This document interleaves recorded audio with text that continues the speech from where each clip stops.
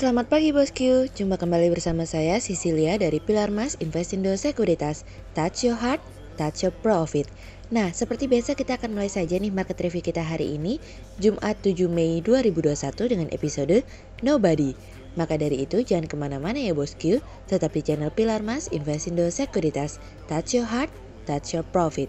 Pionir Sekuritas Channel di Indonesia. Nobody gonna love you like I do. Yeah, nobody knows. Seperti biasa kita akan mulai dari Global Economics Calendar. Ada berita dari US Non-Farm Productivity yang naik dari sebelumnya minus 3,8% menjadi 5,4%. Kemudian ada dari US Initial Jobless Claims yang turun dari sebelumnya 590K menjadi 498K.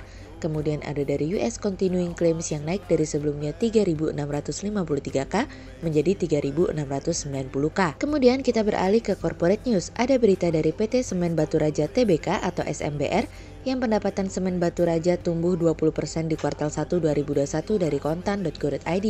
Kemudian ada dari PT Catur Sentosa Adiprana Tbk atau CSAP yang menargetkan pertumbuhan pendapatan konsolidasi di 2021 bisa di atas 10% dari kontan.go.id.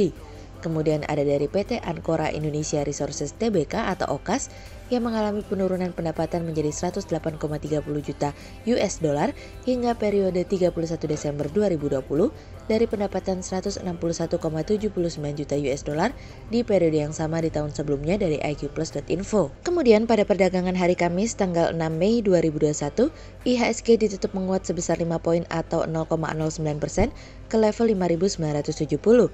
Investor asing mencatatkan pembelian bersih sebesar 182 miliar rupiah. Kemudian kita akan masuk ke market review kita hari ini. Cerita hari ini akan kita awali dari keributan. Di tengah situasi dan kondisi di mana kita harus bersiap menghadapi COVID-19 gelombang kedua dan bersatu padu untuk menghadapinya, kita masih harus memikirkan situasi dan kondisi di mana kedua negara berseteru. Kali ini, hal tersebut datang dari Cina dengan Australia. Cina pada akhirnya mengumumkan kemarin untuk sementara waktu tidak mau berdiskusi atau berdialog dengan Kementerian Australia. Hal ini sebagai sebuah langkah terbaru sikap dari Cina yang investasi 5G-nya ditolak di Canberra, Australia. Kementerian Perdagangan Australia mengatakan bahwa Australia sangat kecewa dengan penolakan yang dilakukan oleh Cina karena dialog tersebut merupakan forum yang sangat penting untuk mengatasi masalah ekonomi. Namun Australia akan tetap sabar dan terbuka untuk melakukan dialog dan terlibat di seluruh tingkat kementerian. Alhasil dialog tersebut semakin menutup kemungkinan Australia berbaikan dengan Cina, yang dimana sebelumnya Cina sudah memberikan tarif kepada beberapa barang impor dari Australia. Ditambah lagi kemarin, Australia juga sudah memutuskan untuk membatalkan perjanjian Belt and Road Initiative Cina.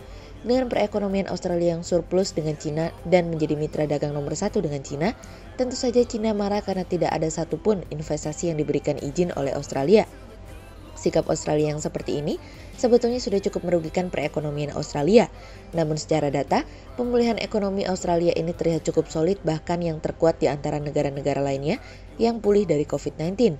Pertanyaannya adalah apakah penguatan itu hanya sementara atau ada kesempatan lain yang terbuka ketika Cina tidak lagi menjadi mitra dagang bagi Australia? NDRC sendiri menyalahkan Australia atas penurunan hubungan antara Cina-Australia. NDRC menuduh bahwa beberapa pejabat Australia bekerja sama untuk mengganggu hubungan Cina dan Australia dengan pola pikir Cold War dan diskriminasi ideologis. Padahal meskipun di tengah situasi dan kondisi wabah COVID-19 kemarin, total perdagangan antara Cina Australia mengalami peningkatan sebesar 43% hingga akhir 2020. Kenaikan permintaan yang besar dari pabrik baja di Cina menjadi salah satu alasan ekspor Australia ke Cina mengalami peningkatan di mana harga mengalami kenaikan menjadi $193 per ton pada bulan April. Sebagai informasi, Cina merupakan pembeli utama batu bara, daging sapi, barley, dan lobster. Pembelian anggur Australia oleh Cina mendominasi ekspor yang dimana hampir 40%. Oleh sebab itu pemberian tarif impor oleh Cina kepada Australia terkait dengan komoditas akan memukul sektor ini.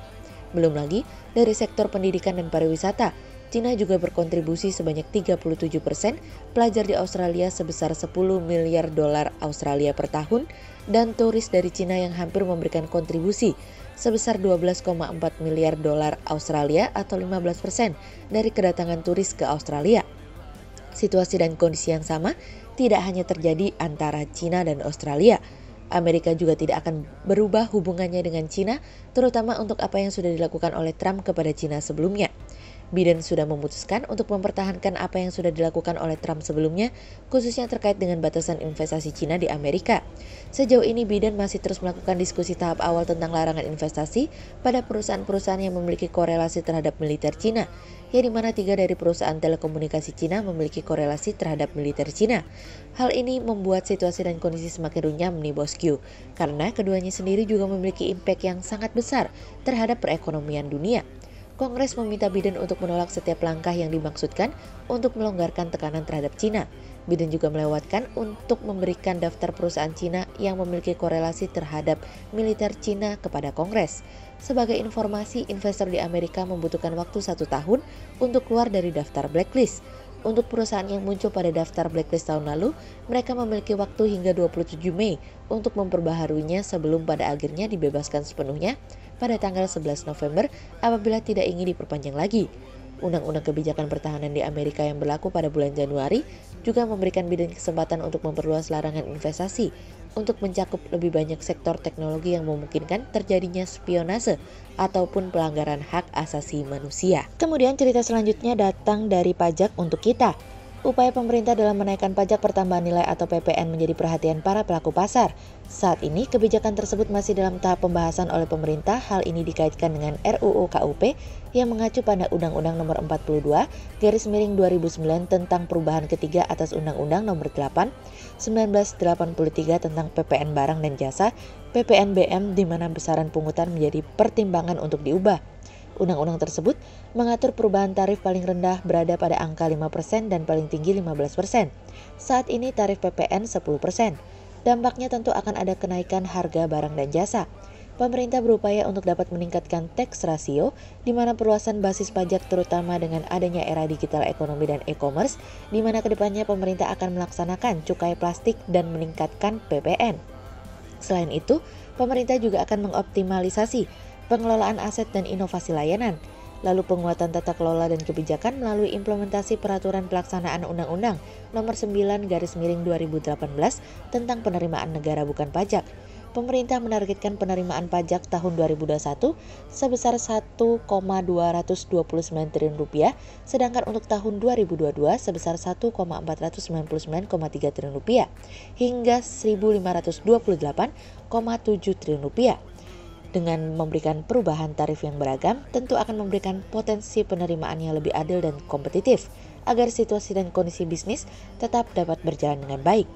Sehingga berdasarkan technical analisa, kami melihat saat ini IHSG memiliki peluang bergerak menguat terbatas dan ditradingkan pada level 5.932 hingga 6.033. Berikut stock watch pilar Mas hari ini ya bosku.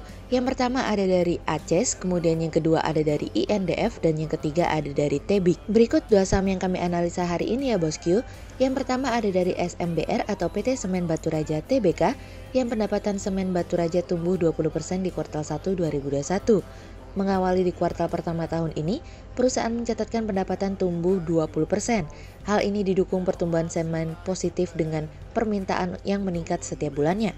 Semen Batu Raja sebagai pabrik semen di Sumatera terus berusaha untuk menjaga pertumbuhan penjualannya untuk memenuhi permintaan di wilayah Sumatera Selatan, Jambi, Lampung, Bengkulu, dan Bangka Belitung. Sehingga SMBR mampu memperbaiki kinerja keuangan pada kuartal 1 2021 dengan meraih kenaikan pendapatan sebesar 20% dibandingkan dengan tahun lalu. Sehingga berdasarkan technical analisa dalam tren pada jangka waktu short term berpotensi untuk bearish dengan target 780 dan tingkat probabilitas sebesar 34%. Sementara dalam jangka waktu long term berpotensi untuk bearish dengan target 700 dan tingkat probabilitas sebesar 70%. Kemudian yang kedua ada dari Agro atau PT Bank Rakyat Indonesia Agroniaga Tbk pada kuartal 1 2021 membukukan laba Rp17,8 miliar atau naik 6,5% dari Rp16,7 miliar periode yang sama tahun lalu atau year on year. Pertumbuhan laba bersih tersebut sejalan dengan peningkatan pendapatan bunga bersih atau net interest income atau NII dan pendapatan operasional lainnya. NII bank berkode emiten agro ini mencapai Rp212,5 miliar atau tumbuh 12,2% dari kuartal 1 2020. Pendapatan operasional lainnya naik dari Rp10,13 miliar menjadi Rp14,3 miliar. Meningkatnya pendapatan turut memberikan kinerja positif. Tampaknya hal ini bentuk dari strategi manajemen yang terus berbenah guna menunjang transformasi digital dalam melakukan inovasi produk layanan digital, di mana inovasi produk layanan digital perseroan dilakukan melalui Pinang. Pinang merupakan pionir dari digital loan di Indonesia dengan memanfaatkan teknologi face recognition, digital signature, dan plafon pinjaman. Sehingga berdasarkan technical analisa dalam tren pada jangka waktu short term berpotensi untuk bearish dengan target 835 dan tingkat probabilitas sebesar 36%, sementara dalam jangka waktu long term berpotensi untuk bearish dengan target 800 dan tingkat probabilitas sebesar 70%. Berikut kami akan menampilkan 40 saham pilihan dari Pilar Mas. Nobody gonna love you like I do. Yeah, nobody gonna love you like I do. I'ma love you till the good Lord comes back for me and you. Girl, nobody gonna love you. Sekian untuk review market kita kali ini ya bosku. Untuk info lebih lengkapnya bosku bisa download PDF dengan klik link di bawah video ini, atau bisa juga langsung akses ke website kami di www.pilarmas-investindo.co.id. Dan jangan lupa untuk selalu jaga kesehatan buat para bosku ya. Kita akan bertemu lagi besok pagi untuk market review yang berikutnya. Jadi jangan lupa like, subscribe, dan tonton terus channel Pilar Mas Investindo Sekuritas. Touch your heart, touch your profit. Pionir sekuritas channel di Indonesia. Nobody gonna love you like I do. Yeah, nobody